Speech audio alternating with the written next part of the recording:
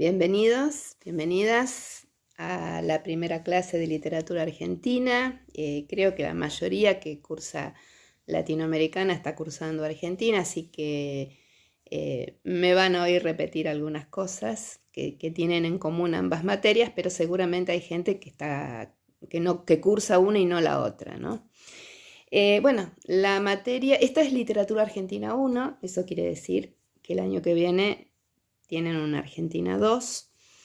La materia es anual, con 2 parciales, ¿no? Se aprueba por medio de un examen final oral, como cualquier otro examen. Estos parciales, igual como hicimos en semiótica, y para los que escucharon la clase de latinoamericana, igual que en latinoamericana, los vamos a dividir en varios trabajos, ¿no? Que cada uno tendrá su nota y que luego se hace el promedio de todas esas notas y que esa nota promediada va a ser la nota del parcial, del primero y después del segundo parcial, obviamente.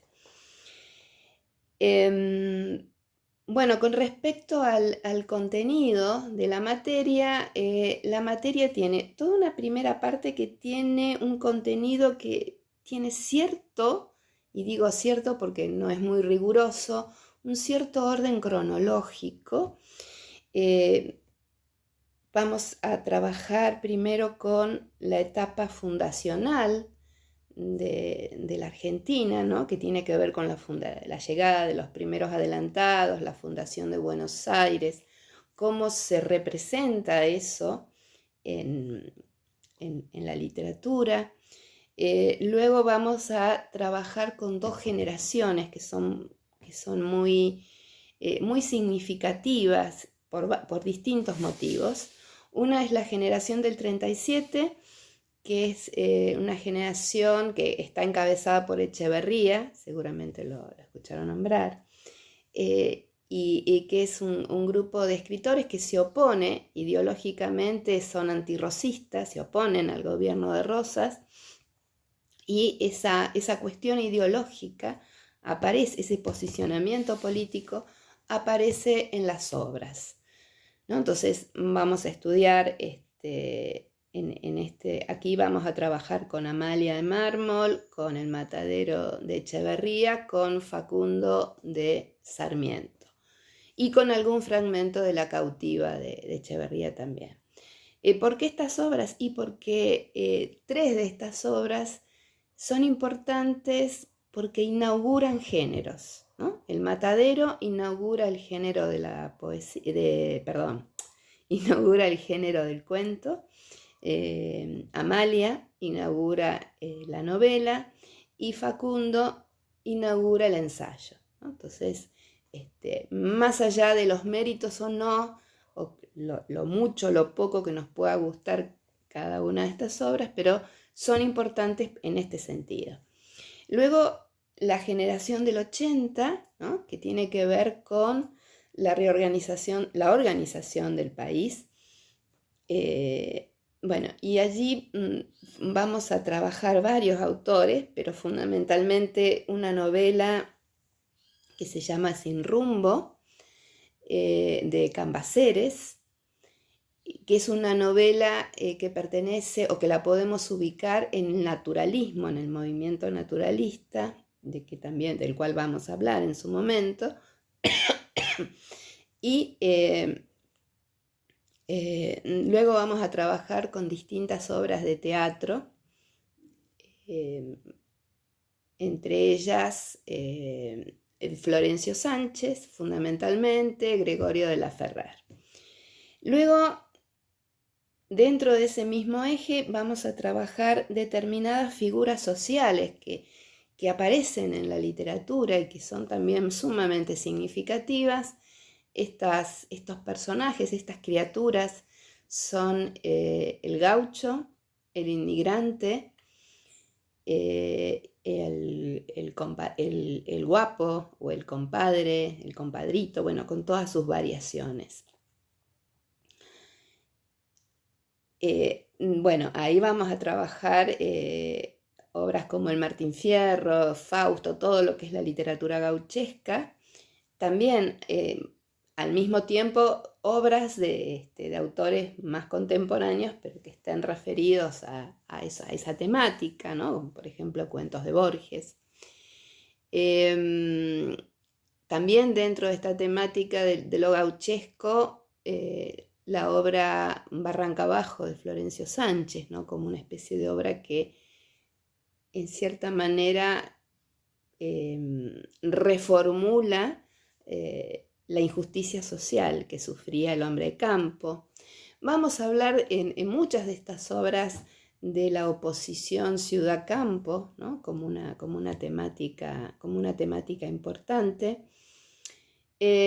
Bueno, y luego el inmigrante, que vamos a rastrear en todas las otras obras, cómo va apareciendo, ¿no? Esporádicamente la figura del inmigrante y cómo, qué imagen, ¿no? Cómo se representa el inmigrante y el cocoliche, que es su variedad dialectal, en la obra Mateo de Armando Discépolo.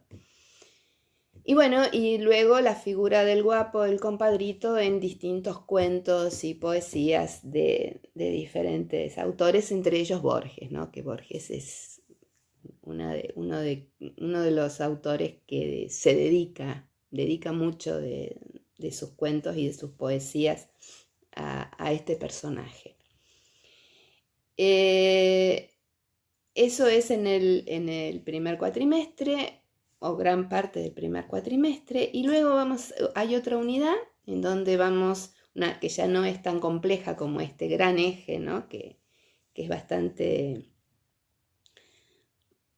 extenso y bastante complejo, pero que no es menos importante que el anterior, en donde vamos a trabajar con el género cuento, ¿no? como género más representativo o emblemático de la literatura argentina, ¿no? Si bien es cierto que en la literatura argentina hay grandes poetas y hay grandes novelistas, pero si hay un género en el que uno puede encontrar gran cantidad de textos y de autores, y todos de excelente calidad, es en el cuento, ¿no? Entonces, dentro del cuento vamos a trabajar muy especialmente el cuento policial, la ciencia ficción. Vamos a hacer una introducción al cuento fantástico, que después en Argentina 2 se retoma, lo fantástico, y el cuento de terror. Y luego finalizamos con un último eje en donde trabajamos el tema del viaje, ¿no? Entonces el viaje como un tema, no solamente el viaje real y concreto, sino como un símbolo dentro de la literatura. Y bueno, vamos a hacer todo un rastreo, ¿no? De diferentes autores de distintas épocas y con distintos enfoques sobre este tema.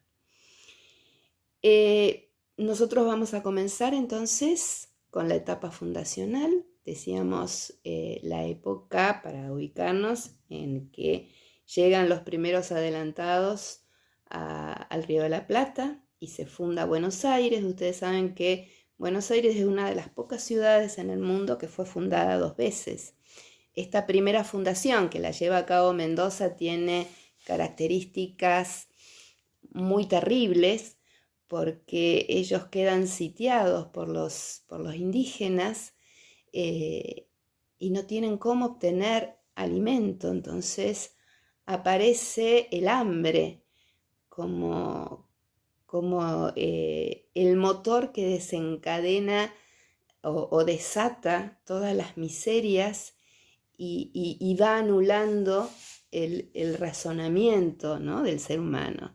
Y cuando hablamos de hambre, pensemos, ¿no? en el hambre, en las ganas de comer, ¿no? Ay, tengo hambre y abro la heladera y miro a ver qué puedo comer. No es ese hambre, sino es el hambre de estar varios días sin comer absolutamente nada, y que uno se da cuenta que se está muriendo, que se puede morir. Y es el hambre que genera un dolor las tripas, como quien diría, ¿no? En las vísceras, y como decía, anula nuestro entendimiento, anula nuestra capacidad de razonamiento y desata la parte animal, la parte instintiva que tenemos, que nos lleva, como sea, poder satisfacer esta necesidad básica y vital. Este cuento es muy interesante porque en este contexto nos plantea en tiempos de la fundación de Buenos Aires, que en cierta manera es la fundación del país, porque de Buenos Aires, a partir de Buenos Aires se proyecta el país, ¿no? Se va poblando lo que hoy es nuestro país. Se da el caso de la destrucción del otro, ¿no? Entendiendo el otro como aquel que es diferente, aquel que yo veo como diferente a mí, y que por eso mismo, por esta misma cuestión, lo rechazo, lo excluyo y, como en este caso, lo trato de destruir, y que en esa destrucción me destruyo a mí mismo, ¿no? O sea, como que como un boomerang se me viene encima ese odio que proyecto al otro, se me viene encima porque no hace más que mostrarme o poner en evidencia la peor parte que uno tiene, ¿no? Entonces, bueno, en este contexto general, ustedes van a trabajar con un cuento que se llama precisamente El hambre, de Manuel Mujica Lainez, y lo vamos a relacionar con unas pocas líneas de una crónica de Ulrico Schmidl. Ustedes saben que los adelantados y los conquistadores siempre venían, o eran ellos los propios cronistas, como por ejemplo el caso de Hernán Cortés, o traían, o venía alguien que oficiaba las veces de cronista, que llevaba registro de lo que se iba haciendo, de lo que iba pasando. ¿Por qué? Porque después ese conquistador o ese adelantado tenía que rendir cuenta a la corona, que había invertido tanto dinero en esa expedición, ¿no? Entonces Ulrico Schmidl cuenta de manera muy, muy escueta, muy sintética, muy breve, cuenta lo que sucede en ese fuerte, de esa Buenos Aires que no pudo ser. Y a partir de esos 2 o 3 líneas es que Mujica Lainez arma todo este cuento maravilloso, ¿no? Este cuento está en un libro que se llama Misteriosa Buenos Aires, que yo recomiendo mucho porque es muy interesante después para trabajar con los alumnos.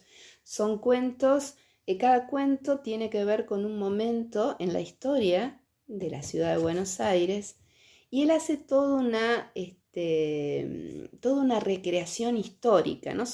Pertenece a lo que se llama la ficción histórica, ¿no? Y son historias muy particulares, pero que tienen un marco histórico muy riguroso. Entonces, es muy interesante. Nosotros vamos a trabajar varios de estos cuentos en literatura argentina.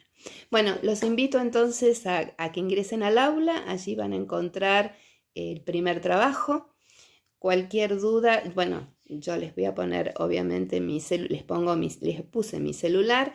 Les pido por favor que armen ese grupo de WhatsApp también para literatura argentina, o si ustedes quieren, eso ustedes deciden, porque yo ya estoy resignada a tener 1800 grupos, pero